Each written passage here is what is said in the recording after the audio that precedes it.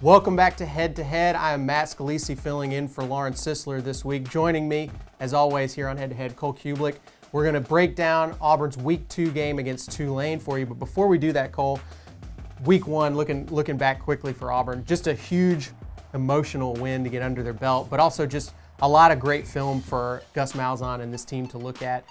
What do you think they're going to take away most, besides just the confidence from that first win? I think you find some strengths and weaknesses, things that you can build upon. I think you'll see some more confidence in Bo Nix through the air.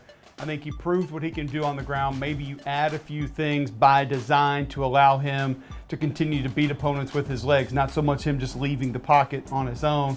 Got to find a way to get the run game going. I'd expect to see maybe some wider formations. When Anthony Schwartz comes back, obviously he has a different dimension, so more 3, 4, and 5 wide receiver sets to spread defenses out to try to open up some run lanes. Defensively, just clean up your run fits. They missed a few in the first half, obviously had one blown coverage in the first half, but Kevin Steele really did a nice job making proper adjustments, and I really feel like midway through the second quarter on, that defense dominated. So just continue what you've done on defense, shore up the run fits, and on offense, find a way to be a little bit more balanced. Week 2, Auburn comes home to Jordan-Hare. They host Tulane. So I think on paper, everybody's coming into this game expecting to watch Auburn get a big win at home. But this Tulane team put up some really good numbers in Week 1. What do fans need to expect from this Tulane game, and what kind of challenges could they pose to It's a Auburn? good football team, first and foremost. I think they're a sound team. They're a well-coached team. And you put up 350 rushing yards against a good FIU team coached by Butch Davis. That shows what you're capable of doing on the ground. Justin McMillan will be there at quarterback. He originally committed to LSU and transferred to Tulane, so he's a dual threat guy that can break you down with his legs. It'll be a nice test for the defense because I think physically they're a team that can probably hold up better than most Group of 5 teams could against a great Auburn defensive line. They won't have the offensive line that Oregon did, and that was an absolute battle when you go back and really study the way that matchup played out. But I think you'll see Tulane try to slow the game down a little bit. They're going to try to control the tempo, not give that Auburn offense the ball as much as possible.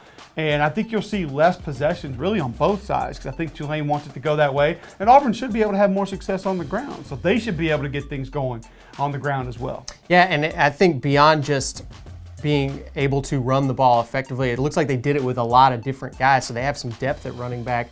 Could kind of pose some tests to Auburn's conditioning, which was a big asset for them against Oregon, but we'll see if they've still got it in Week 2 late in the game. Well, I think you'll see the depth play a big part. You'll see more of the second and third team. Like Truesdale had a nice game for Auburn. Obviously, Big Cat and T.D. Moultrie can rotate a little bit out on the edge, but you probably see more of the second team linebackers play some, more of those interior defensive linemen get some reps. But I think discipline is where you may see this Auburn defense be tested. The run scheme will be a little bit different. They'll do more different things. There'll be more option plays that they have to defend, even more so than what Oregon did, be it a handoff on some sort of jet sweep or rocket sweep. And then obviously you have traditional quarterback read options that are going to be a part of this. And a quarterback that's a little more dangerous with his legs. Justin Herbert could run the football, but Justin McMillan is going to be a guy that can break you down a little bit more. So I think from a fundamental standpoint and a discipline standpoint, may be a good test for this Auburn defense Week 2. All right, so let's get to our picks, Cole. Auburn coming into this game as an 18.5-point favorite. What's your prediction for the score right now going into this game? I'm going to go 28-7. I think Tulane finds a way to get a touchdown in. I think that offense is too good. Like you mentioned, Matt, they spread the ball out too much. Maybe even later in the game, find a way to leak one through and get into the end zone. And I think Auburn does come out trying to run the football. I think they want to sort of let the offensive line go out and prove we can impose our will on opponents, get them good quality reps, playing ground and pound, getting back to a north-south run game, and maybe not pitching it around as much. Bo Nix needs the reps. The receivers need the reps. But right now, the focal point for Auburn has to be on that run game. So I'll go 28-7 Auburn. Cole, mine's pretty close to yours. I'm going 31-10. I think this is just a little bit outside of the point spread for Auburn, but I do think this is going to be a game that they're not going to have a ton of trouble getting up early on Tulane, but I think you're right. This could be a slow-going game for Auburn. They're not going to be able to just track meet this Tulane team. So a nice test in Week 2, but still should be a safe win for Auburn.